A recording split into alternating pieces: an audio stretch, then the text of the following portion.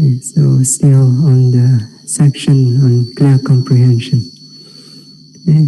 So far we have discussed about applying clear comprehension in going forward and in returning, in looking straight ahead and in looking away, in bending and in stretching. The next, the Buddha says, Sanghati patta chivara dharane sampajana kari hoti.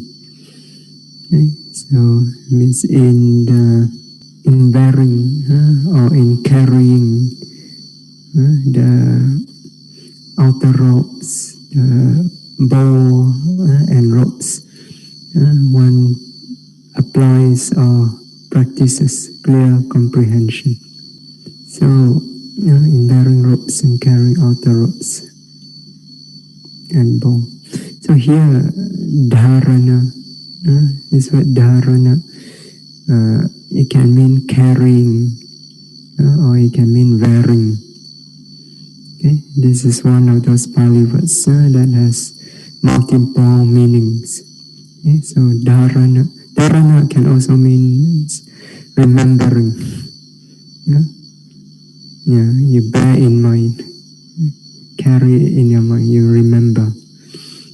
So, but here in this context, it means either wearing the ropes, or carrying the outer ropes and the bow. So, here the example is given by the Buddha is in terms of the monks, because usually in the sutta, the Buddha addresses the monks directly. So he gives examples that are relevant to the monks. So monk has got 3 ropes. Okay? So, and usually we go around wearing 2 of these ropes. So when you see a monk, most of the time they'll be wearing these 2 ropes. First one is the antaravasaka, the inner rope, or what we sometimes call the lower rope. So this refers to the sarong, that's wrapped around the waist. And then the second one that we wear is also this one. This is called uttarasanga, the upper rope. So usually when you see a monk, they are wearing these 2 ropes, the inner or the lower rope and the upper rope. So the upper rope covers the upper body. And then there's another rope called the sanghati. The sanghati is a thick rope. It's double layered. Okay? So you put 2 pieces of rope together and sew it together as one. You get a sanghati. It's double layered. Okay? So the sanghati, because it's a thick rope, we usually use it as a blanket. When you're sleeping, you use it as a blanket. Or on cold days, we use it as a shawl to keep warm. Wrap it around the body to keep warm. Okay? So usually we use it for these 2 purposes. Okay? Originally, the Buddha meant for the sanghati to keep warm. Okay? So happen on other occasions. When you're not sleeping, you don't use it as a blanket. When it's on a hot day, you don't use it as a shawl. So on other occasions, the sanghati is usually kept aside. Okay? So, or you carry it around with you. So you fold it up nicely and then you carry it around. Sometimes you see monks have this extra rope on the shoulder, a long rope folded nicely, and then put it over the shoulder. That is usually the sangati, the extra double layered rope.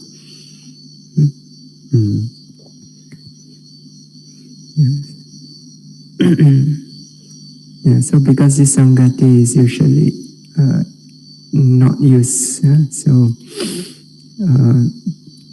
here the Buddha says sangati, pata, chivara. Chivara means ropes. Sangati is the outer rope. So chivara here will refer to the other two ropes, which we wear all the time. Okay, so sangati, sometimes we wear, sometimes we carry it around. So, and then pata is the bowl. So in the sangati pata chivara dharane sampajana karihoti, in wearing the ropes and in carrying the outer rope and bowl, he applies clear comprehension. Now, to generalize this instruction, because the Buddha gives this instruction very dealing specifically with the monks, but to generalize this instruction, this means the yogi applies clear comprehension when putting on, wearing your clothing, or when you're carrying your personal belongings around. Okay? So for lay people, for lay yogis, so when you put on your clothing, so put on your trousers, or you tie your sarong, or you put on your shirt or your t-shirt or whatever you're wearing, and by extension also, it means removing it. Okay, so and also, so on this occasion, you apply clear comprehension. You know. Okay. Also, when you are taking and carrying your personal belonging around, your water bottle, your food tray, when you are during breakfast and lunchtime. So when you join the food queue, you carry your food tray or your plate around. So you apply clear comprehension. Also when you're carrying other things around, like some yogis come here to this hall, they carry their meditation cushion around. So you apply clear comprehension. Okay?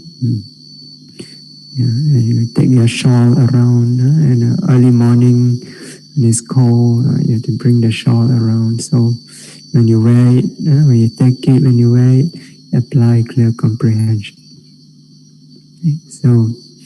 So generally, each time you put on an item of clothing, you wear it, or you're bringing your personal belonging around, carrying them around, you apply clear comprehension. You have to do so by noting with clear comprehension. In this case also, there's 4 kinds of clear comprehension. Right? Clear comprehension, sataka sampajana, clear comprehension of what is beneficial or what is the purpose.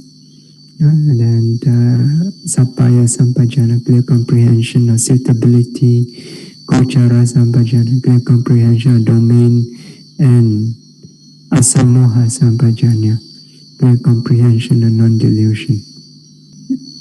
Now, in the case of wearing robe or item of clothing, so sataka sampajanya would mean when you wear the robe, when you put on the robe, so when you put on your clothing, you have to consider clearly in your mind, what is the purpose you wear this clothing, what is the benefit of wearing this clothing. Okay? And this is often mentioned by the Buddha in the suttas, and also reflected upon, recited and reflected upon by monks every day.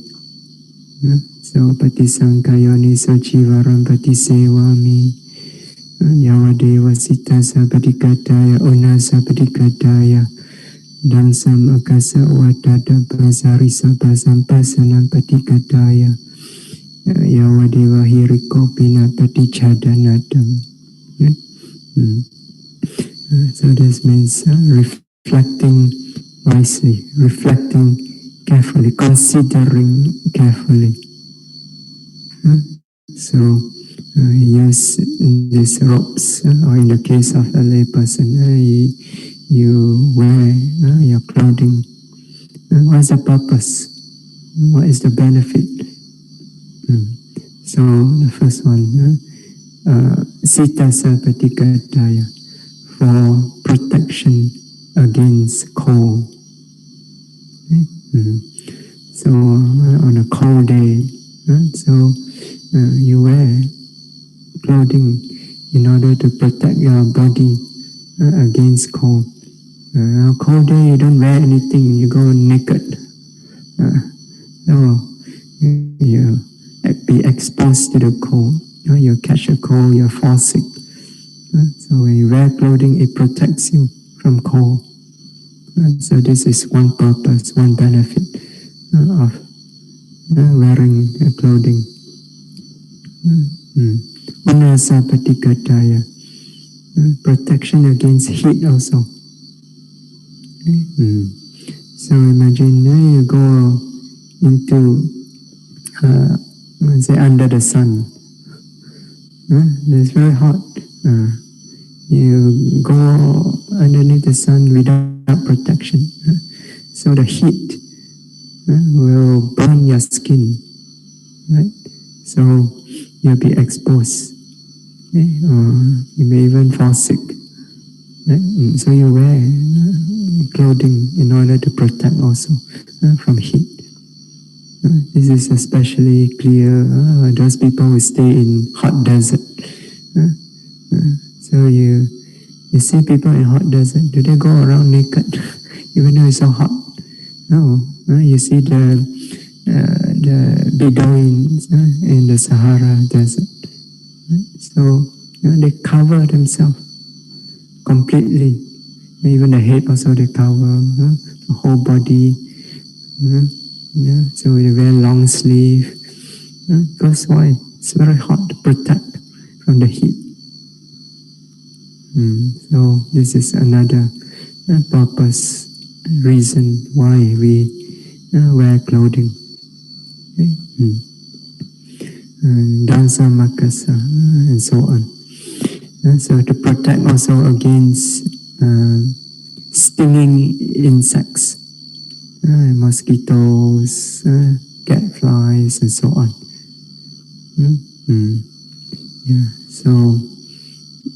So wearing item of clothing also protects against such stinging insects. You don't believe, you go and walk in the forest behind. Don't wear anything. You come back with all mosquito bites all around. But when we cover the body with clothing, you wear long sleeve, long pants, so you cover up completely.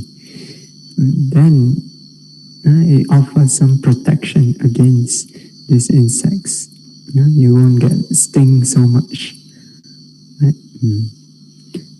Also protection from the wind, wind and sun. So when the wind blows, so you don't wear anything. So the dust, the sand will all be blown onto your body. When you're in the desert and there's a sandstorm and you don't wear anything. So be in a lot of pain when the sun hits the body. Yeah, so, so clothing also protects from the wind, from the sun. So sun, we mentioned just now, the heat of the sun. So you have to protect when you go underneath the sun. Otherwise you get sunburn. In some cases, severe sunburn, dehydrated even. So you have to wear clothing to protect from sun. Sarisapa, creepy crawlies, creeping creatures. Protect against creeping creatures like snakes, scorpions, lice, and so on.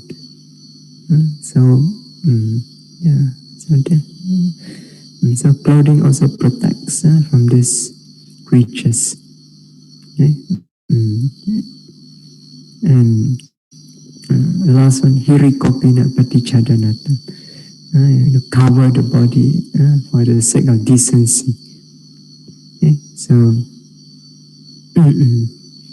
because we are human beings, we are not animals. Okay? So animals go around naked. Okay? But human beings, we are civilized creatures. Okay? So it's not proper to go around naked. So we have to cover up ourselves for decency. Okay? That's why for this reason we have dress code, right?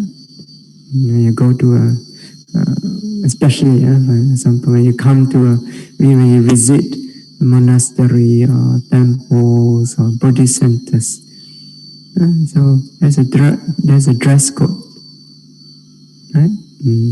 So you can't come to a monastery, temple, or Buddhist center wearing your swimming trunk. It is not proper. It is considered not decent. Right? Swimming trunk belong to the swimming pool. So you have to wear appropriate clothing. So when you come to Buddhist centers, so you have to dress decently, neatly. Not just decently, but also neatly. Okay? So don't come dress up very shabbily, so like a hippie. So dress neatly. Okay? So it's not to say that you dress fancily. Neatly means just be neat. One of the things I've noticed about the Burmese Buddhists is that when they go to temple, monasteries, they always dress neatly. It may not be very expensive clothing, but they are always neat. So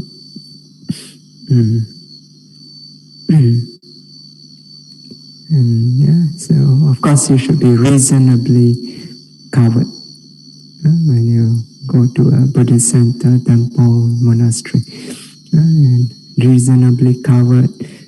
So don't wear anything showy or too fanciful. So you're not dressed for party. So wear something plain and simple. Okay. So as befitting practice of the Dhamma. Okay. So for yogis, so there you have the 8 precepts. You observe 8 precepts. So that means no adornment. You don't wear anything to adorn the body. No makeup. Right? So no jewelries. So when you're meditating, you're observing precepts. So you remove all those items of jewelry, necklaces, rings, and so on. Okay? Just wear plain item of clothing. So a standard attire for yogis. So either a plain sarong or trousers, plain trousers that extend below the knees. Okay. So as for colors, usually white or brown. So, but other plain colors also, like black or dark blue, is also acceptable. Okay. Yeah. So usually 8 preceptors will wear white. In Burma they wear brown, brown sarong. Okay. Actually, I feel brown is more practical because the sarong is you wear is quite near to the floor, and you actually sit down with it. Okay, so it gets dirty very easily. So you wear white, it gets dirty very fast. Then you have to spend a lot of time washing and washing and washing. Okay? So so brown is more practical. You don't have to wash so often. Okay. So don't wear any striking colors. So yeah. And then for your upper body, so ladies, you can wear a plain blouse. So and for both ladies and the gentlemen, you can wear a shirt or a t-shirt. In this case, white color is preferred. So for the upper body, okay, and plain without any design is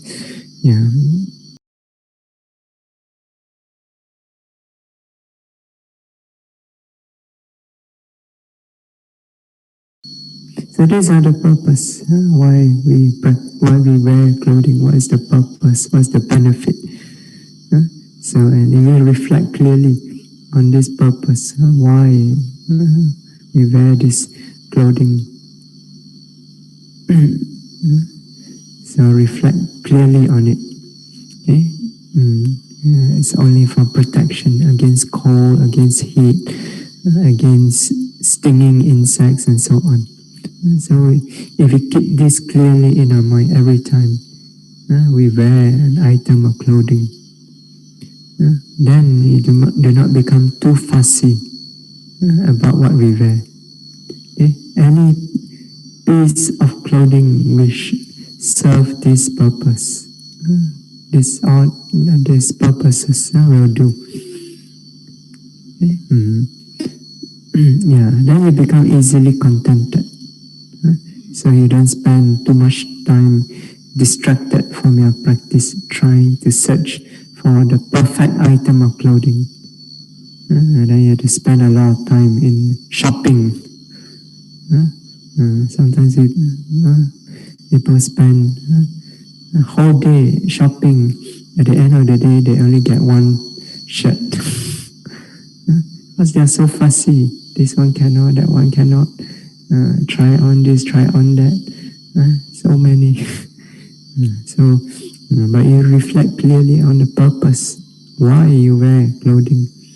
Only for protection against cold, heat, stinging insects, the wind, the sun, and so on. And only to cover the body for the sake of decency.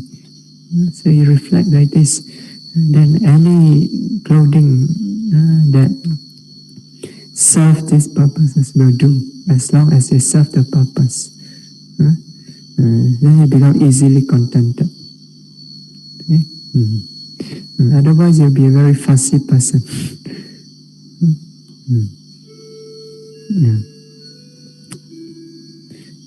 So there's clear comprehension of the purpose or benefit. Sataka sampajana.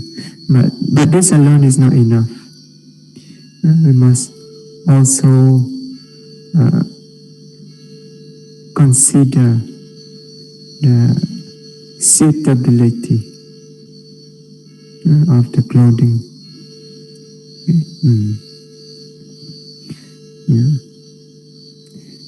This is called sappaya sampajanya, clear comprehension of what is suitable.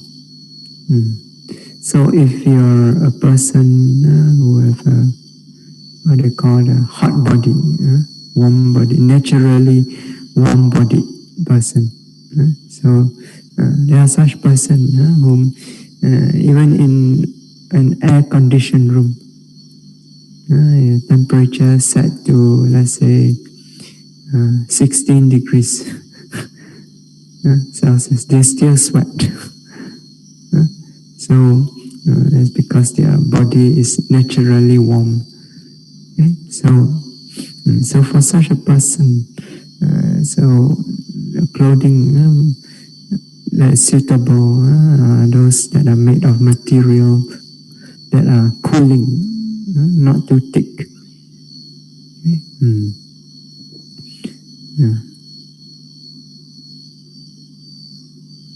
On the other hand, if you are susceptible to cold, you have this cold body, like myself, so very easily you catch a cold because your body is already cold. So you go to a cold room, air-conditioned room, you easily catch a cold. So for such a person, item of clothing should be made of warmer materials, thick material, okay? Not too thin. Okay? Not too thick also. Sometimes too thick also. When it gets really hot also you feel hot. Okay? But not too thin, because when you have cool body, you catch cold very easily. Okay? So it must be reasonably thick enough to protect you from cold. Okay? If you are a person who sweats a lot, then the item of clothing must be made of material that are absorbent. So you wear non-absorbent material, you're going to have a lot of problems. You develop, your skin will always be damp, and then you develop skin diseases.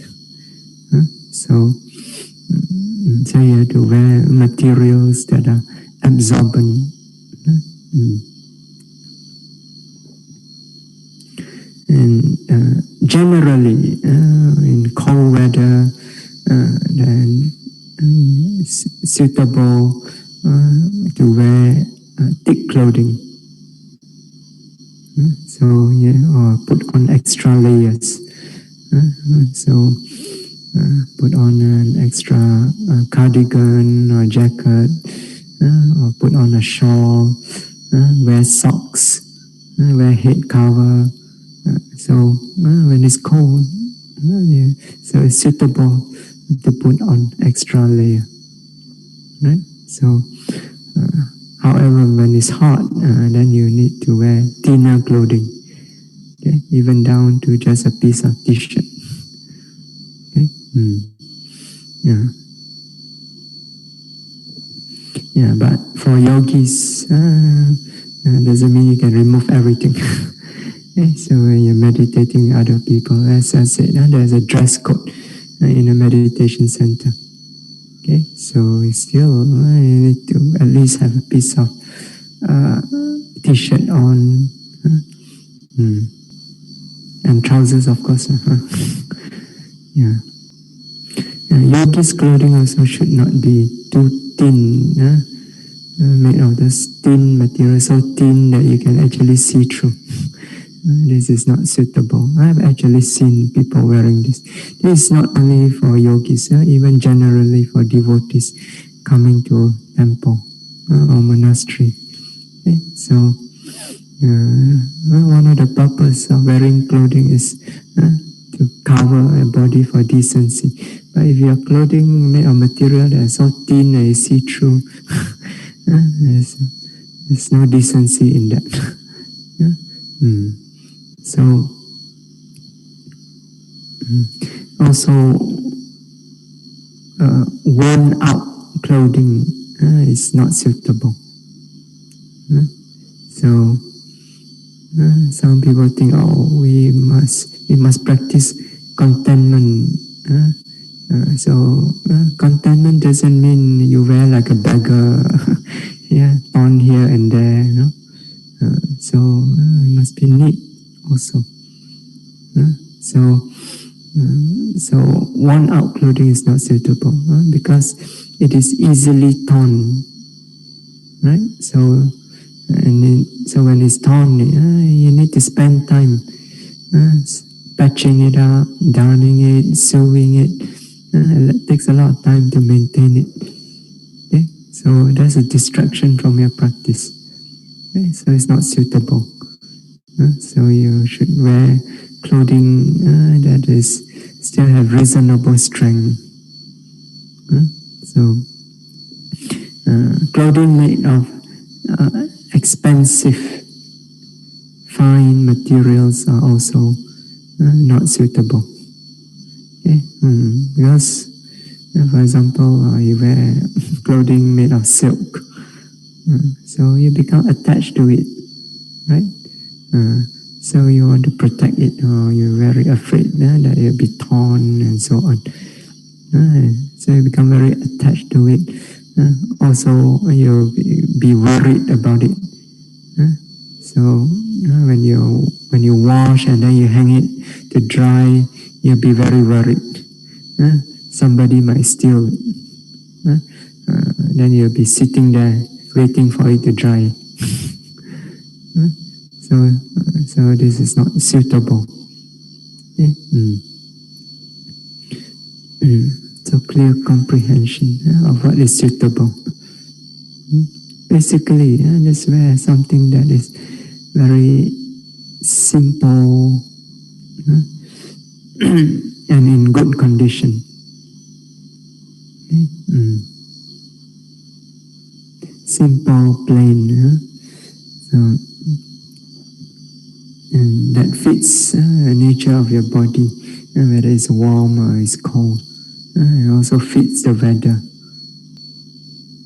And then next is Gochara Sampajanya, clear comprehension of domain. So this means when you are putting on the item of clothing, you should do so with mindfulness, with mindful noting, clearly noting the process, the physical activities of putting on the clothing. So you do so with continuous noting, never allowing the mind to leave this domain of noting, domain of satipatthana, the domain of the yogi.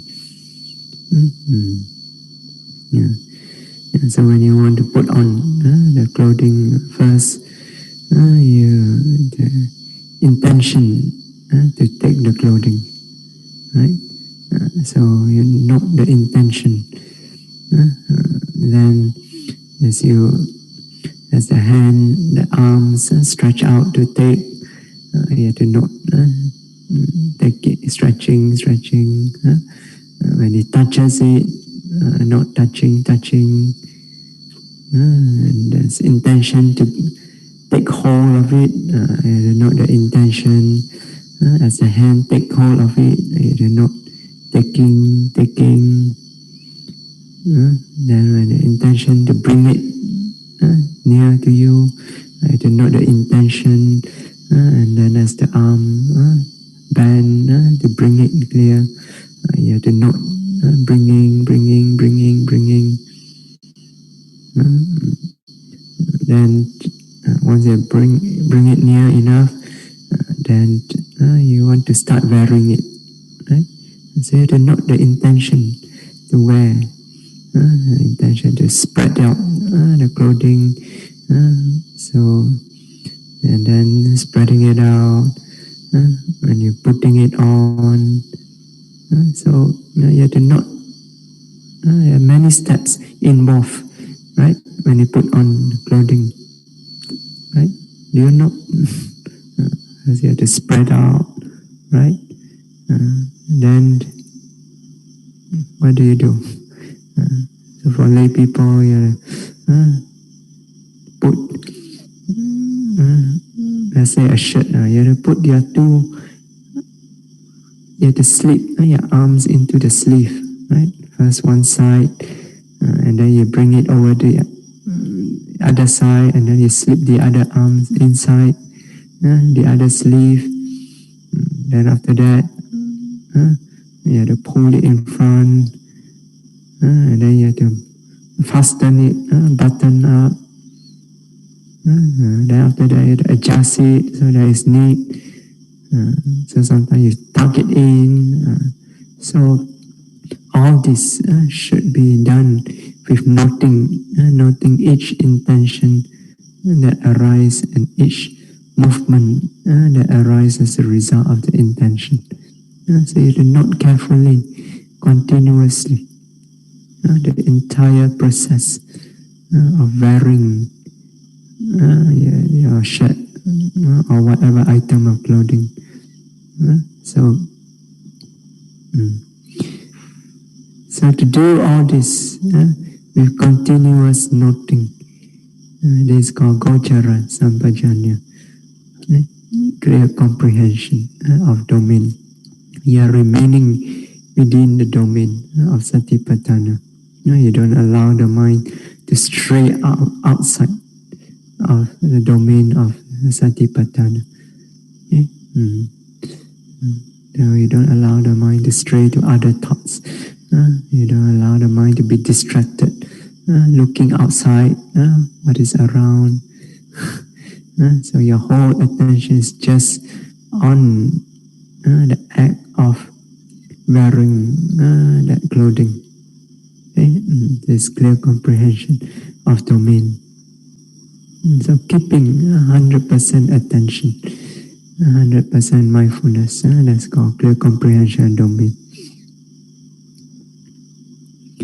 And then the fourth is asamoha sampajanya, clear comprehension of non-delusion. So proceeding from Gochara Sampajanya, clear comprehension of domain.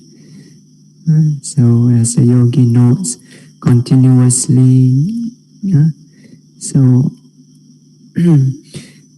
gradually the mindfulness, the concentration develops. So the clarity of mind also develops. Okay? So at some point when the mind is clear enough, yogi is able to discern clearly that there is no person here that is wearing this clothing. Rather, there's just this series of intention, right? Giving rise, each intention giving rise to nature of the wind element, the firmness, the tightness, the pushing, pulling, and so on, which give rise to motion in the body, which a behavior of which we call wearing the clothing. Okay? So in other words, there's just mental, physical nature present. There's no person here. That's called a person wearing this clothing. Okay? So realizing in this way that there's just a mental, physical process going on continuously. There being no person, no self here. This is called asamoha sampajanya, clear comprehension of non-delusion. Okay? So in no way is the yogi deluded under the delusion that there is a person here. He discerns clearly that there is just mental physical process going on. Okay? So also the yogi realized that because of this continuous noting, and the yogi realized that although conventionally in everyday life we say that the clothing covers the body, right? So but the yogi realized that in truth what is there is just mere material elements covering another heap of material elements. Okay? Conventionally we say the clothing cover the body, but in truth the yogi, because of the continuous noting, he realized that in truth actually there's just this mere material element, a collection of material elements covering another collection of material elements. So when a yogi can realize in this way that there's just material elements, then the yogi will not become elated or happy when he get fine or expensive clothing. Okay? Nor where the yogi becomes sad or dejected when he get a low quality cheap clothing. So our mind remain equanimous, because regardless of whether it's fine and expensive or whether it is low quality or cheap, they are just mere elements. Right? So so just as the earth is not elated, not happy, not dejected, whatever you throw on the earth. Right? So you can throw flowers or perfume or sandalwood on the earth, or you can throw rubbish or urine or feces on the earth. Right? The earth is not going to be happy or dejected. The earth does not change at all, whatever you throw at it, whether good or bad. So similarly, the mind of the yogi, which realizes that it's just a heap of elements, a group of material, a collection of material elements covering another group of material elements.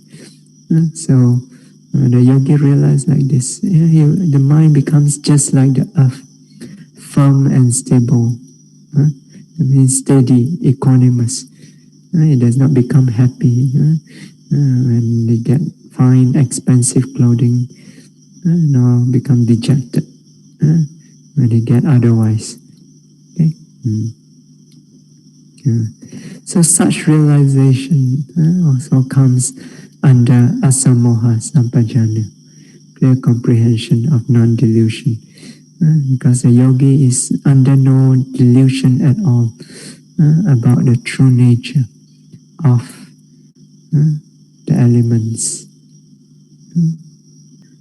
Now, in the case of the bowl, so just now what we just discussed is about the ropes. So in the case of the bowl, also there's the four clear comprehension. So sataka sampajanya means considering clearly the purpose, the benefit, why you use the bowl. Okay? For a monk, so the bowl is used in order to obtain and collect alms food. Right? So that's the whole purpose why we use the bowl. Okay? Also to hold the food while you're eating. So that's the only purpose why we use the bowl. Okay? So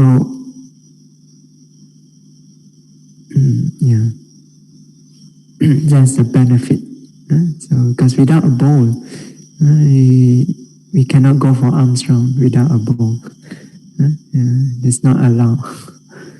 Okay, so yeah.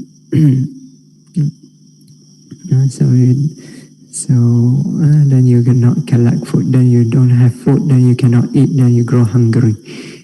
So so there's the benefit of using the bowl. So even it is allowed to go on arms round without a bowl. So then without a bowl, you have to use your hand, right? So so you not collect enough to eat. So for yogis, lay yogis, so instead of bowl, you have your food tray or your plate. You use it for a similar purpose when you're during the meal time, right? You join the queue, you collect your food. So you don't have the food tray or the plate. You have nothing to hold the food, right? So you cannot use a hand. Right? You use a hand, one hand, you put eggs, another hand you put vegetable. Where are you going to put your rice? Right? So you need a food tray or a plate. So and that's the whole purpose, right? Yeah. So if you reflect clearly on why you use your food tray, your plate, then you'll not be so fussy. In the case of monks, you'll not be so fussy about the bowl. I must have this material, stainless steel, how many percent pure, and so on, how many inch, what style, the Thai style, Burmese style, what. A bowl is just a bowl, just to hold your food. That's for you to go for arms round. So it doesn't have to be very expensive, good-looking bowl. So for a yogi also, a tray is just a tray, right? So you'll not be fussy. Oh, I must have this fancy plate with this design and that design. So yeah, as long as it serves the purpose to hold your food for you, is usable. So you use it, then you can become easily contented. Yes. So it's not just for food tray. Actually, for anything that you use. If you can consider clearly in your mind why you use it, why you need it, then your life will be very simple. You can cut down a lot of nonsense from your life. So, yeah, you live a very simple life, not distracted by a lot of unnecessary pursuit. So, so clear comprehension of purpose and benefit is very necessary for a yogi's to cut down distraction.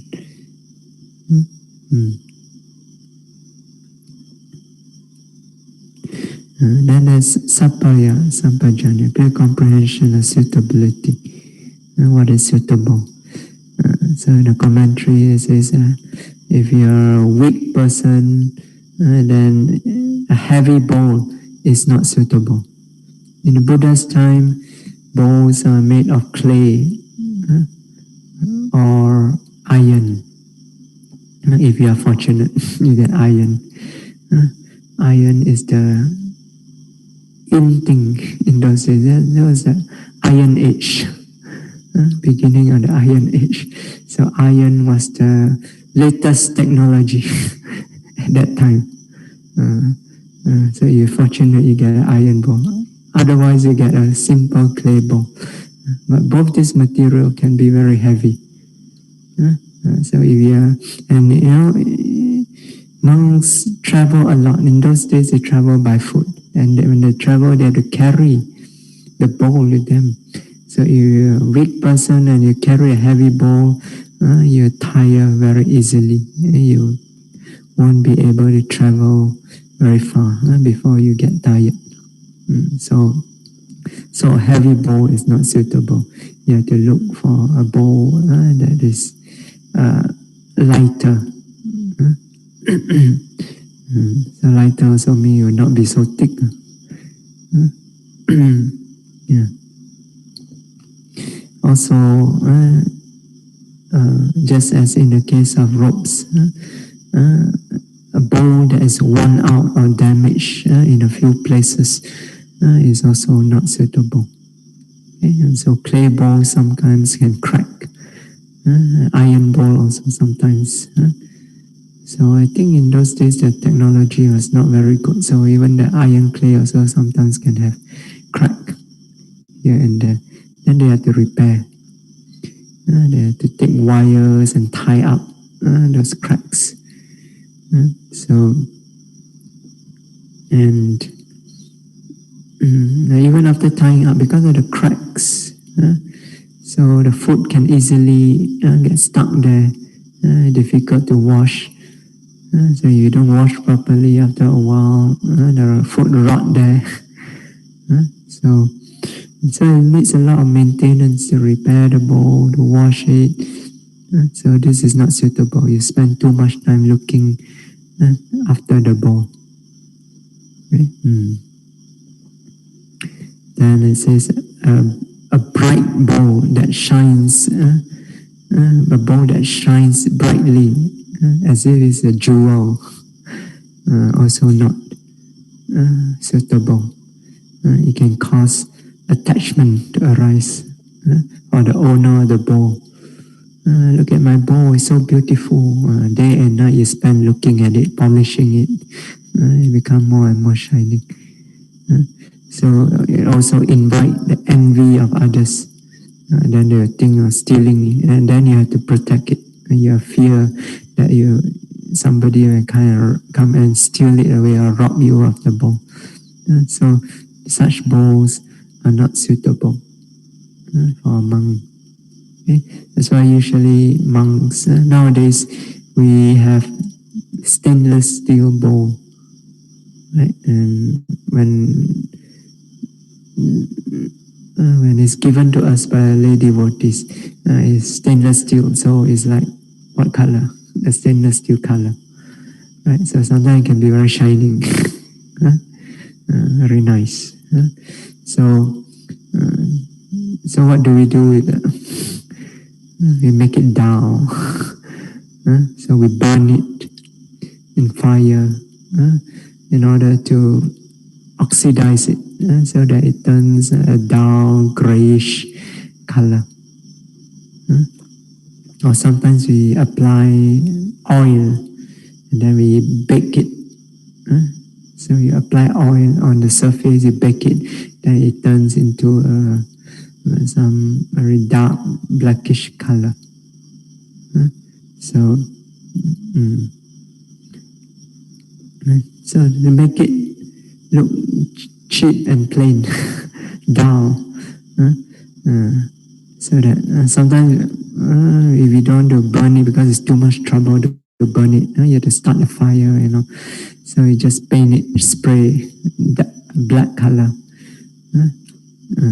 So not the shiny black color, the matted color. So to make it dull, so it's dull, you don't get attached to it. You also don't fear other people come and steal it.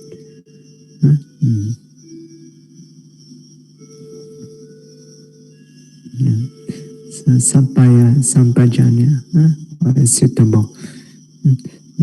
So whatever items that you use, whatever things that you use also, you consider what is suitable for a yogi. So it should be plain and simple. Okay. So when you yogi meditation cushion, plain and simple. Okay? Don't go and buy a throne. So don't have fancy kind of meditation cushion. Okay? Make it dull so that people don't come and look at it, or then some people might think I'm stealing it. So, yeah, once in Burma, I saw one yogi brought a covering, but the cushion fur. Goodness, it's not suitable for a yogi. Then Gochara Sampajanya, clear comprehension of domain. So that means when you take up the bowl, pick it up, carry it around. So you do so, noting continuously, noting intention to take, as the arm stretches out, as the hand touches it, as you pick it up, as it carry near to you. So you do so, noting continuously each intention, each movement that arise. This is called Gochara Sampajanya, keeping within the domain of Satipatthana. Then Asamoha Sampajanya, clear comprehension or non-delusion. So due to Gochara Sampajanya, because you note continuously, then when the mind is clear enough, and begin to discern clearly that there is no person here who is picking up the bowl, who is carrying it around. There's really just a series of intention giving rise to a series of motion. Each intention giving rise to nature wind element, which give rise to this motion called taking up, carrying around. So that's just mental physical nature, a process, a mental physical process. No person here, no being, no self here. So realizing in this way is called Asamoha Sampajanya, clear comprehension and non-delusion.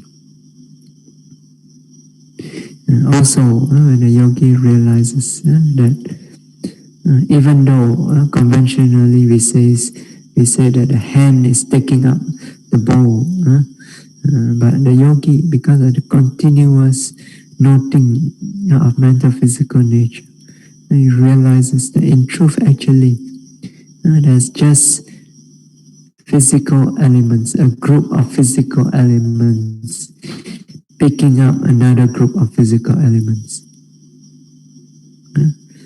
So when a yogi realizes in this way, again, his mind does not become elated or dejected.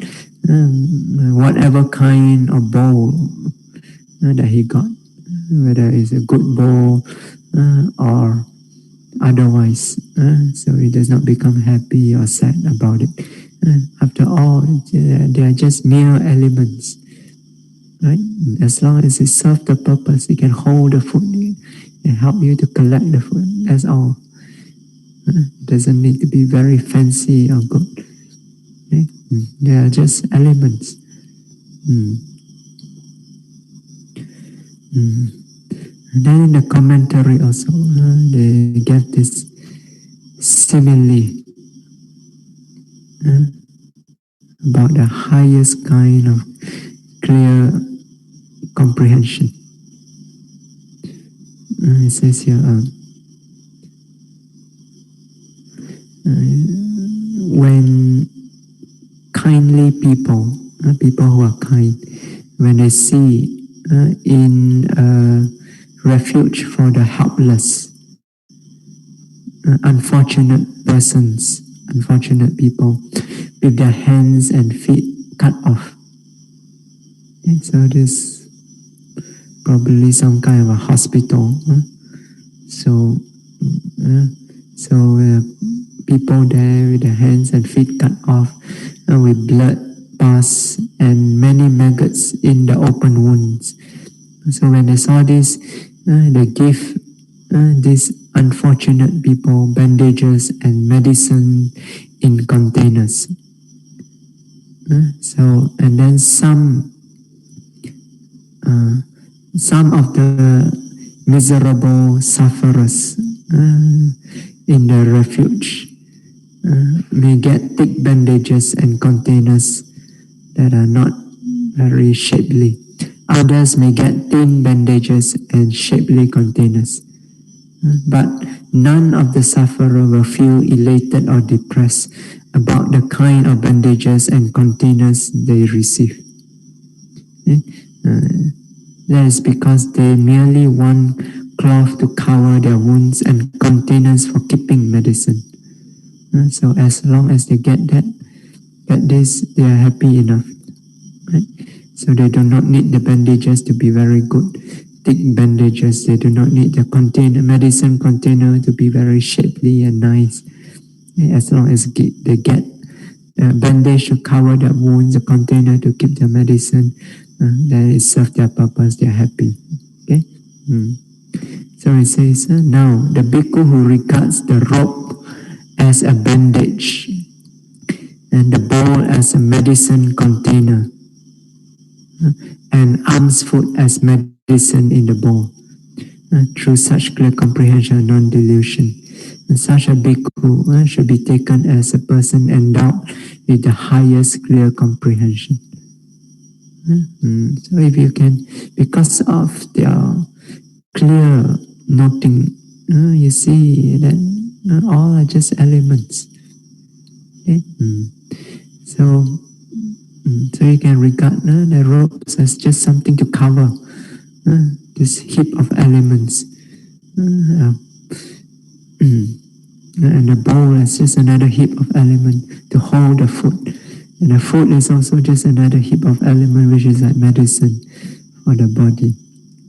Okay? So you can just regard it in this way, and this, remember, comes from clear comprehension and non-delusion.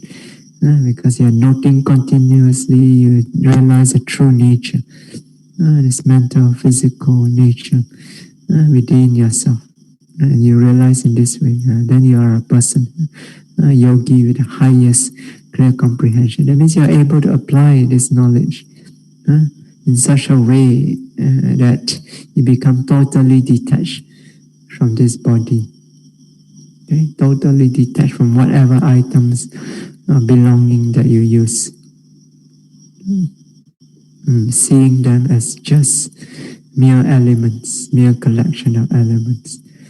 So this is the highest clear comprehension. Okay, so we stop here today.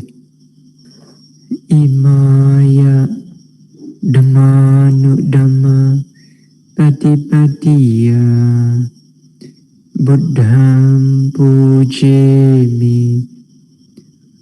Imaya Dhammanu Dhamma Patipatiya Dhammam Pujemi.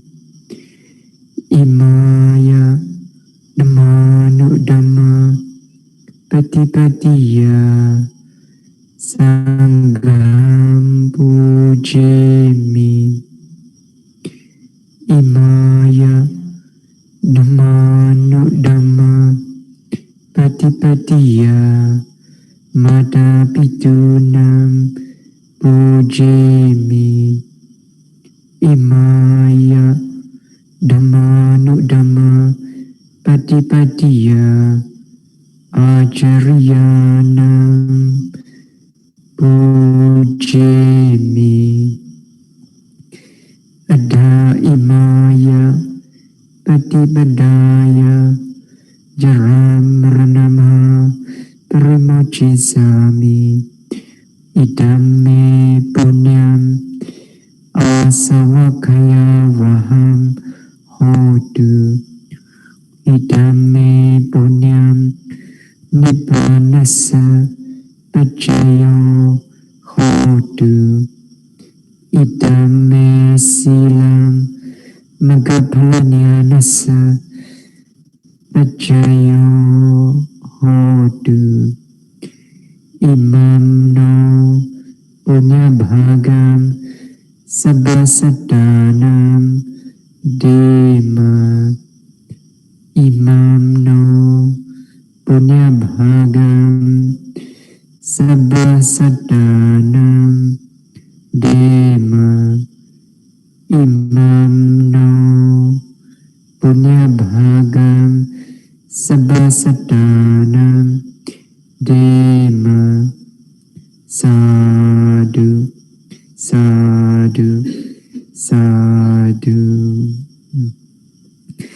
So may all of you be well, happy and peaceful always. May you always be healthy, be safe, be strong.